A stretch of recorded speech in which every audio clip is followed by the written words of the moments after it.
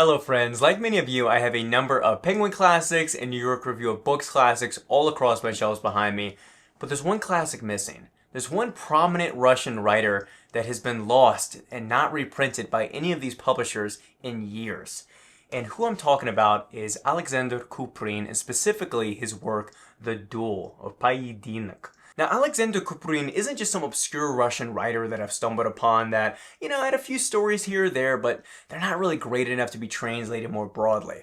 No, Kuprin was one of the more influential writers of his era, garnering praise from the likes of Leo Tolstoy, Ivan Bunin, Anton Chekhov, and his other contemporaries as well. And he was writing at an incredibly important period of history around the 1905 revolution within Russia and at the end of the Russo-Japanese War. And throughout his life, Kuprin had a lot of success writing short stories, novellas, and novels, with the most prominent being The Pit and The Duel.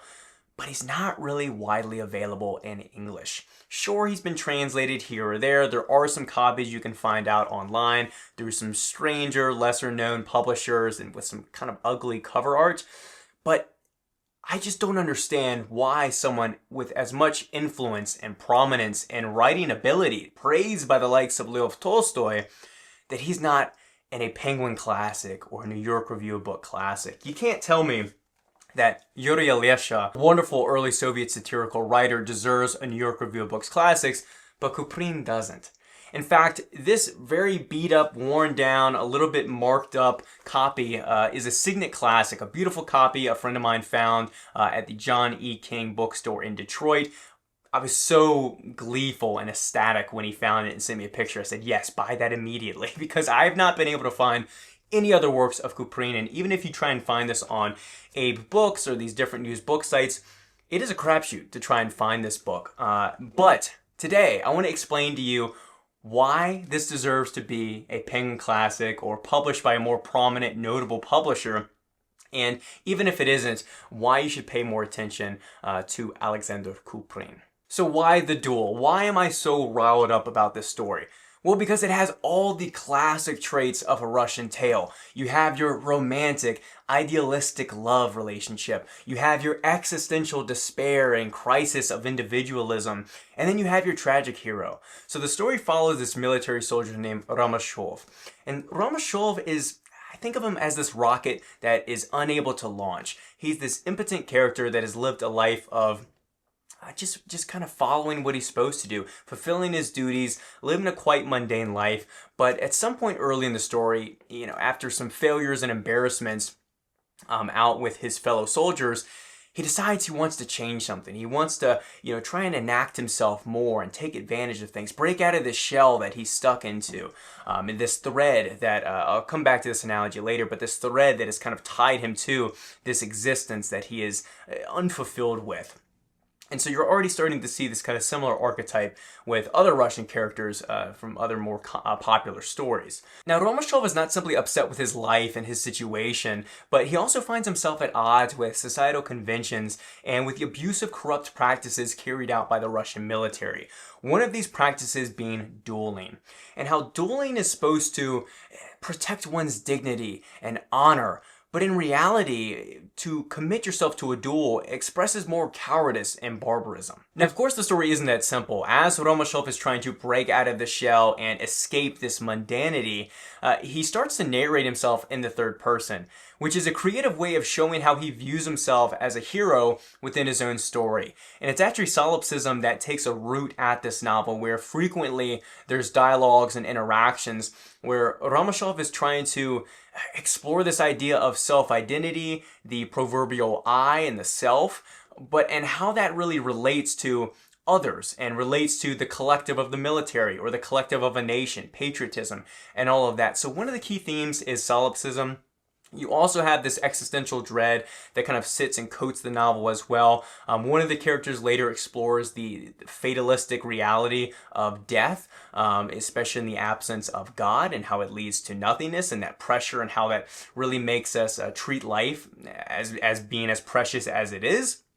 And that idea of permanence. You also have this dread of being stuck in the same life as he looks at his fellow soldiers, Khlebnikov, and sees just the way that he is just utilized and how the army commodifies different soldiers and civilians and treats them just like another number. So for those reasons, I think the novel really carries some of those existential questions or themes along with it. And then, of course, there's a love triangle. The beautiful, resplendent, cold, and opportunistic Alexandra. This is a woman that Romashov cannot help himself with. He is just falling over himself, willing to do anything, sacrifice himself. Yes, this sounds like the classic Russian archetype, willing to die for this woman that he never even has. This unrequited love, but he's willing to sacrifice him for that. We have that in this novel, which is why I say that it carries all those traits of the amazing Penguin classics and New York Review of Books classics, your Dostoevskys, your Turgenevs, Tolstoy.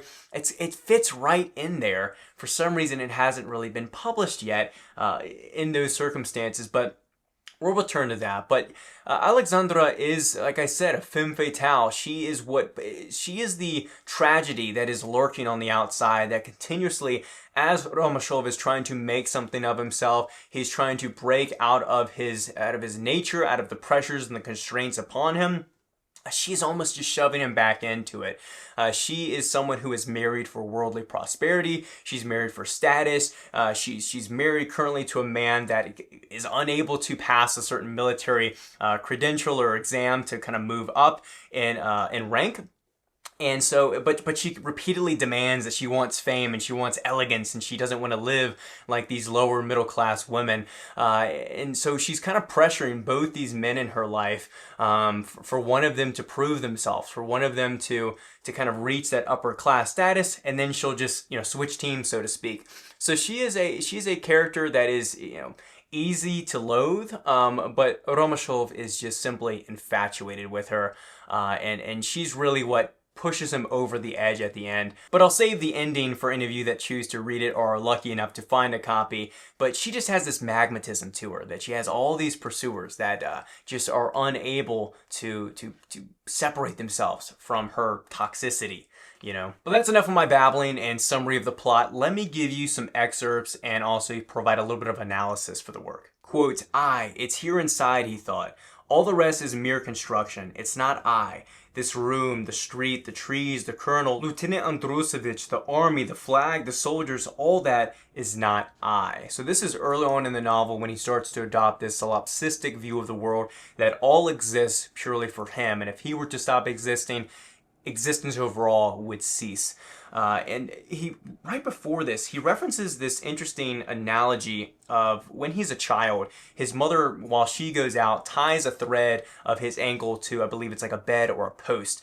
And even after, that he knows he can break, he's not worried about the consequences of breaking the thread or sneaking out or anything like that. But it's almost like this idea of just being tethered and tied to this constraint that he's just unable to break out of. He's unable to kind of risk it and take that leap.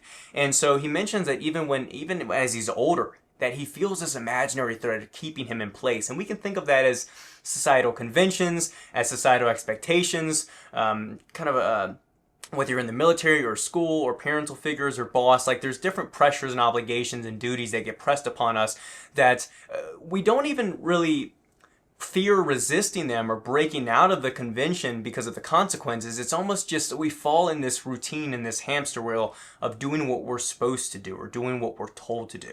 So that's where our character finds himself in and what he's trying to break out of. Now, when it comes to the criticism of the military, a lot of this is originating not only at a time of increased abuse and corruption and overall a lot of revolutionary sentiment in the early 1900s. And Kuprin himself served in the military for years himself, so this was a subject that he knew very well firsthand. And he says, quote, there were two kinds of people. There was a minority made up of officers honored and respected, backed by force and exalted by the enchanted properties of the uniform that gave them a monopoly of such qualities as bravery, physical hardihood, and dashingness. And the others, the overwhelming and personal majority of civilians, the people who were despised, whom it was fun to insult, against whose nose cigarette butts could be put out, whose hats were made to be pulled down over their ears, against who could be penetrated the sort of exploits, real or imagined, that were constantly discussed in small groups by the cadets at military school.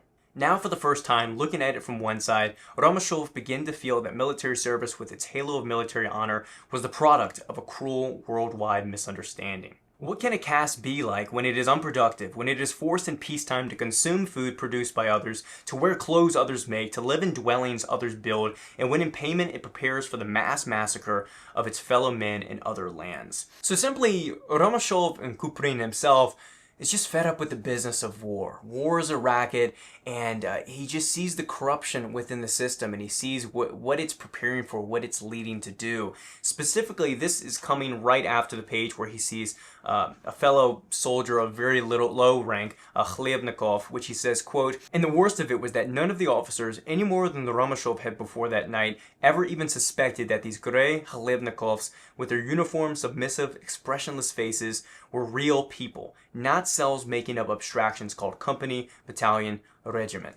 So again, it's just a criticism of the way that soldiers within a military are just treated like simple units in a collective. They're just treated like they're infinitely replaceable. They're not real people with real lives, with real families, real terror, real pressure put upon them. Now, the last excerpt I want to read from you is right towards the end, where Ramashov is about to go into a duel that was decided on by the military board as punishment for a drunken fight he got into.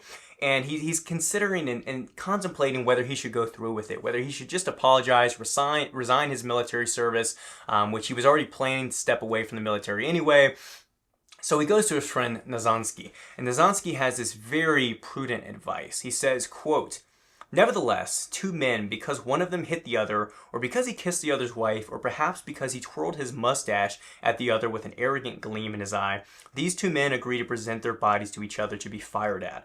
But what is actually killed? The miserable bundle of digestive, respiratory, and circulatory organs called man? No, that's the least of it. They kill the sun, the pure, gleaming sky. They fire at the essence of beauty, at the pride of human thought. Oh, the bloody fuels." How silly, how trivial, and just idiotic is it to murder, to risk losing your life over something so trivial, something so silly.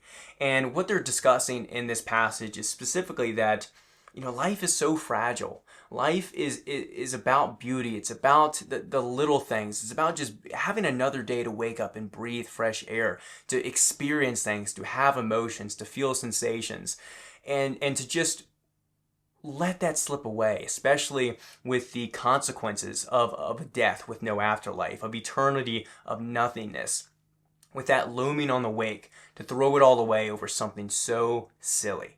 And it goes beyond just the individual decision, but the severity of it all and the consequence and the willingness of a society, of a government to allow for something like dueling or death penalty. It kind of just makes us contemplate that. But that's just a taste of the story. It's about 190 pages long in the Signet Classic Edition. And I hope and pray that it will be published one day, reprinted, maybe a fresh translation as well, into a Penguin Classic, a New York Review of Books Classics, or some other notable publisher. It certainly deserves it. And there's other great stories as well. Kuprin is a new author to me, primarily because he's difficult to find. This edition has, besides the Duel, I think it has 4 other short stories. I've cracked into a few of them. It's all beautiful writing. It's all incredibly done, and certainly up to the standard of some of these other Russian writers we all, herald and have deep reverence for. And I look forward to finding many more classic writers like this. Another one I wanted to mention in this video was Ivan Bunin. I recently read not only a collection of his short stories, but also a collection of his memoirs, his informal memoirs called Memories and Portraits, where he discusses his own experiences and really reflects on the lives of some of his fellow writers and just contemporaries overall. He mentions an opera writer, he mentions Kuprin, Chekhov, Tolstoy. He absolutely derides Maxim Gorky. And overall, though, Bunin is another writer, a winner of the Nobel Peace Prize, mind you, for literature. And yet, there's no Penguin Classic, there's no New York Review of Books Classics, and he so much deserves it. His writing is so vivacious, it's so vividly descriptive, it's so poetic and beautiful, and really original as well. And so, if any of you find a chance to see a copy of Alexander Kuprin, buy it and let me know, and I'll buy it off your hands. And because if you guys see any copies, let me know, please do. But buy it, read it for yourself. Same with Ivan Bunin, same with some of these other authors I speak about, because they deserve it. And I do want to make this one disclaimer. I do know that it could be for any number of reasons. Maybe the demand just simply isn't there. Maybe there's issues getting it translated. Maybe there's an issue with the estate that owns the rights to the specific work. There could be any number of reasons within the industry that I don't fully understand. But I think no matter the obstacle, it's worth battling to get the Duel published, because I think all of you would enjoy the story. So, with all that said, please let me know, what are your thoughts in the comments down below? What is another classic story, whether it's Russian or not, some international work, or even domestic work here in the States that should be a Penguin classic? Let me know in the comments down below. Let me know if you have any questions about this work, about this author. I'd love to hear your thoughts, especially if you've read it. Like the video if you enjoyed it, subscribe for more content like this, and I'll see you all in the next one.